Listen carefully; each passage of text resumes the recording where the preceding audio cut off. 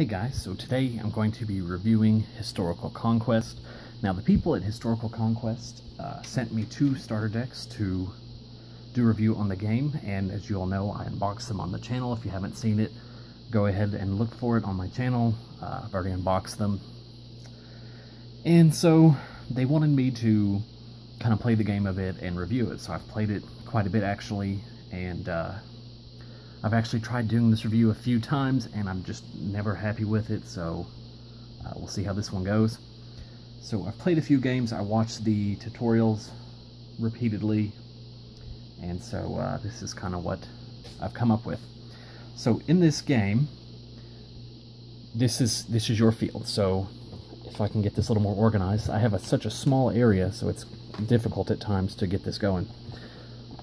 So you'll have your characters, which you're gonna use in battle to try to gain the other lands. So then you also have your army cards, your explorers, land cards, your deck, land pile, discard pile, event card, and then all the different cards up here at the top, such as document, organization, location, knowledge, and technology. So the whole point of this game, there we go. The whole point of the game is to take all your opponent's lands, or you have to reach 3,000 morale points. But you can also lose if you fall under 2,000. In that case, you have to forfeit. So, in order for you to gain lands, you have to use certain cards. I'm going to go over these cards. First, we have our character cards. Here we have Nikola Tesla. Then we have our attack. And so the whole point is that, you know, we're trying to attack, take over the land, defeat everything, and try to come out with the most that we can. So use character cards such as this. They have an indicator here that says something like inventor or anything else. Use their abilities to help kind of sway it in your favor. That way you can advance and make yourself better. So this guy says, choose a technology card in play by any opponent and gain double its abilities without confiscation. So, you know, this is very technology, like you're going to want a lot of technology cards with this guy. You want it to build kind of around that. So that's what's great about him. So then, okay, so he was our character, so he'd go right up here on the top. So below that we have army, and so here we have an army card. These are only 1 per land. And here we have the English army. And if my camera would focus a little bit. With the English army, increase your strength 300 points if they fight on behalf of the United Kingdom or an English leader. So you kind of need to know a little bit of history here, and you need to kind of match it up to use it to your full advantage. So, and here's an army as indicated here. Like it says, 1 per land, and these are the things that are going to help you overthrow the opponent, take their land, so on and so forth. That would go right there.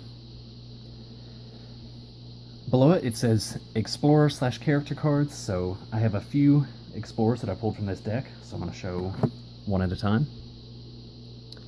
So here we can see we have an Explorer. He's an Explorer of the sea. Now it specifically says that because we have explorers that explore sea, land, air, and space. These help you get, they help you discover new lands. That way you can keep advancing yourself, and that way you can keep staying in the game longer and just overall better chance of winning nonetheless. He also has an ability like the others. He's the last character card defending his land. He may escape and discover a second land, so you can kind of take him from one land to another. That way you're just, like if you only have 1 land, I mean, this helps you out. It helps you not just be completely wiped out of the game. That way they just can't take all your lands, like it says, is a way for you to lose. So we'll just set him down. Then we have here an Explorer land. It's Lewis and Clark. Immediately discover a new land. Transport 1 card to any continent connected by land.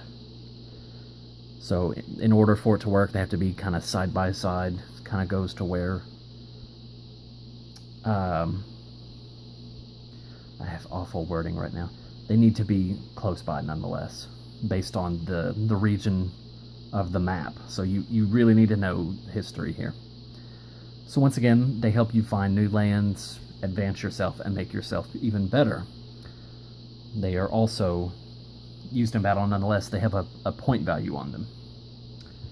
And then one of the last things that helps you out in this game is a set of different things here. So the first one is event.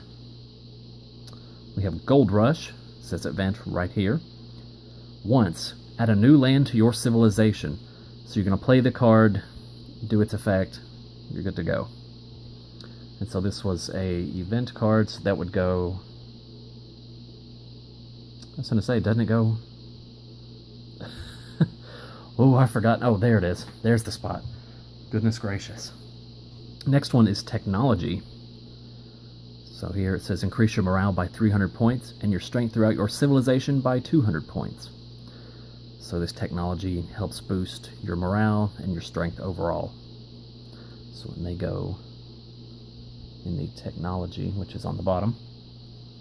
Knowledge cards. This one is physics. Interrupt, reverse any event card played against you. Kind of like a counter spell, I guess, if you want to say. So they're very interesting.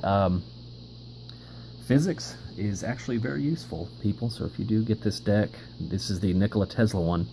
If you do get it, physics is actually pretty good. Then we have a location here, Berlin Wall. Opponent occupying same land discards that land. Move all your characters and army cards to another land on the same continent if they fit. Once again, this is where you need to know, like, where countries are, locations in countries, etc., in order for this to really work. So that's a location, and that was here. Organizations. The IRS. Nobody likes them. Place a tax over your opponent's people and lower their morale by 300 points. So this is going to just deduct from them, so... Organizations are pretty helpful in this game, let me tell you. And then we have documents, U.S. Constitution. Because of unifying agreement, increase your morale and strength by 500 points.